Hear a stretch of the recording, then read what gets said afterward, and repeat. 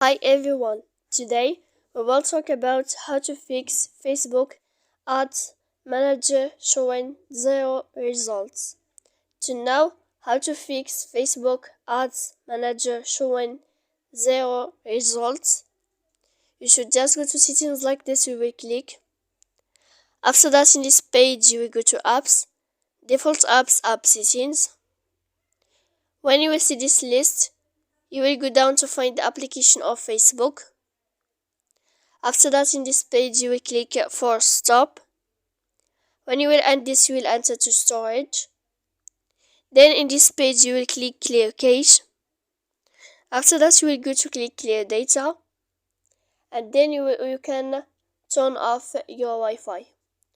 So please don't forget to support us by like and subscribe. See you next time in another video.